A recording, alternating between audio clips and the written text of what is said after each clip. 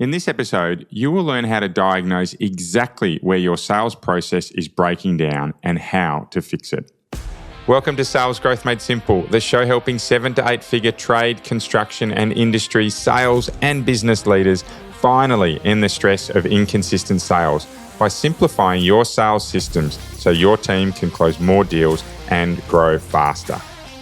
I'm your host, Ben Wright, a leader who has been building businesses and sales teams just like you for the last 20 years.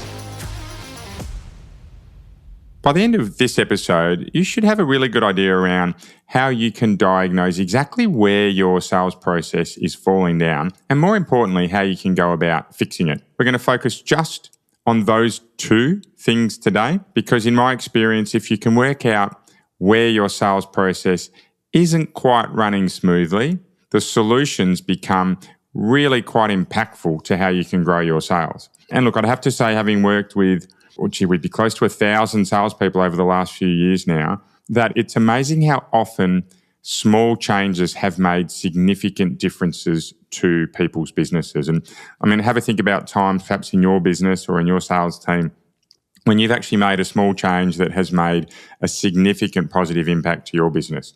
Being faster in terms of how you talk to customers, changing some minor elements around your offer or your pricing, engaging with customers in slightly different ways. I certainly know from personal experience that we've had moments where we have moved something as simple as our quote template from one that's had a focus very much on the product to one that's rolled in a few more stories and a few more examples specifically that are unique to that customer. I.e., if we've been dealing with a flour mill, we've been able to roll in examples of a flour mill, for example. And where we've made those subtle changes around our quote templates to tell a few more stories and have them a little bit more specifically related to our customer, how we've been able to really significantly move the dial. Now, that's one isolated example, but certainly across my sales career, I've found that small changes to sales process have often yielded exceptional results. So that's what we're going to look at today. So how do we diagnose exactly where our process is breaking down? Well, the important thing that we need to do here is to be able to have some metrics or some measurement around where people in our sales process are falling off. So if I give you some examples here, and these are the most common places where we'll see people falling off. What we need to be able to understand is, first of all, when a lead comes in the door, how many of those leads are actually getting to the first meeting? For every 10 leads that we have coming in the door, how many of those are getting to a quote? Okay, so the second area that we really need to try and understand is for every meeting that we book, i.e. a lead comes in the door and we book a meeting with that person, how many of those people are not showing up? Now, this is particularly impactful for people who are coming to us. So whether they're having video calls, phone calls, or perhaps someone coming to our offices or showrooms, and less so impactful when we're going out to site because generally the show-up rates are pretty high. But really understanding how many people are actually arriving to our first meeting or our first appointment post that lead, post that initial inquiry that we've had is another really important area to be understanding the statistics around how many are actually showing up. The third area is when we get to site, how many people are we meeting that are then turning into quotes? Right, really important area to say, okay, we're going out to site. How many of the people that we visit are we actually putting quotes out for? Now, it's not as strong in terms of drop-off rates or causing issues to sales processes as perhaps the first two. However, certainly one that is a number that we really want to be able to understand in our business. And the last but not least here is from every person that we quote, how many of them are closing and going ahead? So if we go through those four again, because I did move through them pretty quickly, this is a short and sharp jam-packed episode. But to be really clear around diagnosing exactly where our process is breaking down, we need to have some control around the numbers. So the first one was for every lead that comes in the door, how many are getting to that first meeting? For every meeting booked, how many are actually showing up or attending the meeting? For every first meeting that we have, how many are we quoting? How many of those people or those customers are we quoting? And the last one is for every person or customer that we get a quote out to, how many of them are moving ahead?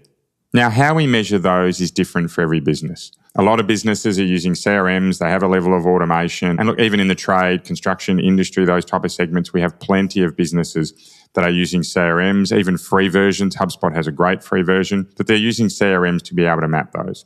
So if you're a business that's doing that, I'd highly recommend that you make sure you have metrics and vitals around those four areas.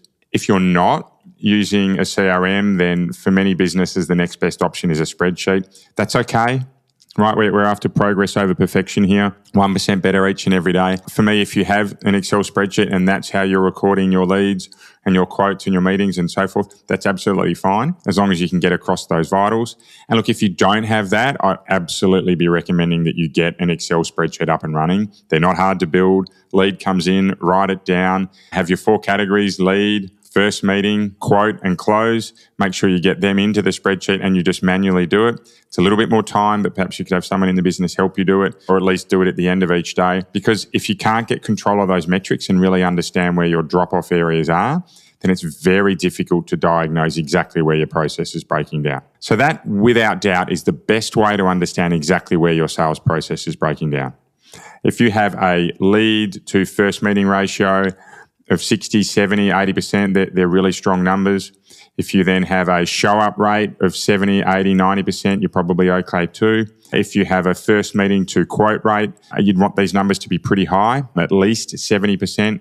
And then if you have a quote to close rate of at least 30%, anything lower than that, we definitely have some room to improve, then your vitals are probably okay. But have a think as I went through those numbers, right? Anything for the first 3 areas of 60, 70% plus, and anything from quote to close of 30% plus.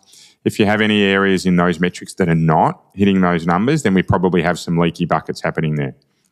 If all of them are okay, right, but just hitting 60%, just hitting 70%, maybe hitting 28, 30% in terms of close rate, right, then please get in touch with me, because there'll be something in there that we can deep dive into and find how we can move the dial. So how do we fix this? Really important. I'm going to quickly go through across those 4 areas that a key lever you can really pull to help to correct these and get your sales growing and moving forward. My key recommendation here is going to be just pick one, because each of these on their own can be really significant in moving the dial of your business. And in fact, Wednesday's episode this week is going to talk about how a painter doubled his business in 8 weeks.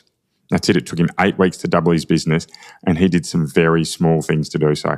But let's get back to where we are today. So if your lead to quote or visit, so your lead to site visit ratio is low, so leads are coming in the door, but you're not getting out to meet with them, or they're not coming in to see you, my encouragement here is to look at how fast you are responding or engaging with those leads. When people or businesses engage with a provider to try and get a quote on something, that's generally when their excitement, their relative excitement, is the highest that it's going to get to. So we want to be matching our energy with theirs. When they're excited, when they're ready to talk, we want to be aiming to do so as fast as we possibly can. So talk to them quickly. If you're not getting people showing up, I'd start to think about whether or not your business is creating enough curiosity. So enough initial value for them to say, hey, I actually liked what they had to say in that first minute or two we had on the phone.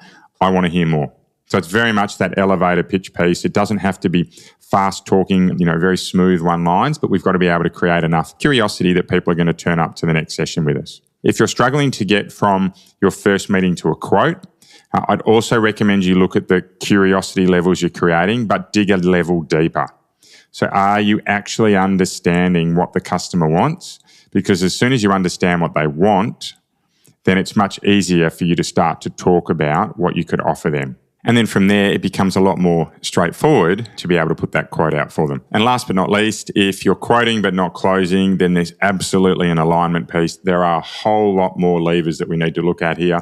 But I'd encourage you to actually, first of all, think about, have you presented a quote that actually lined up with what the customer wanted? Have you tailored your quotation to exactly what was most important to them?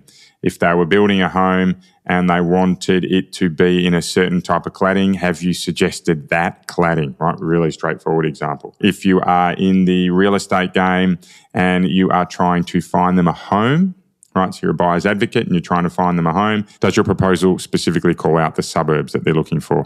Right. So very simple things around making sure we're aligning with what's important to the customer. Okay. So that's today's episode, very much around diagnosing exactly where your sales process is falling down. We spoke about 4 areas. 1, lead through to first meeting, people who turn up, so no-show rates for your first meetings, first meeting to quotes, so actually getting a quote out from that first meeting, and then quote to close ratios. What I'm hoping you have running in your head right now is a sense of curiosity to say, I really want to dig into these numbers. I really want to understand exactly where things are falling down. If not that, a gut feel that says, actually, you know what? My no-show rates are too high. I'm booking these appointments, but they're not turning up. I need to do something about it. So we are dropping episodes every Monday, Wednesday, and Fridays. They're short, sharp, jam-packed with a big focus on being 1% better each and every day. It's all about having progress rather than perfection. So please, from this episode today, I want you to think about one thing that you can change because it really can make all the difference when you do it. That's it for today. See you on Wednesday. Bye for now. Are you frustrated spending hours of wasted time on sales quotes that you keep losing? Without changing something now, you'll continue to get these same stressful results over and over again. My free quote audit will pinpoint exactly why you're not winning more jobs and what you need to do to increase your close rates quickly. Click the free quote audit link in the show notes to get started now.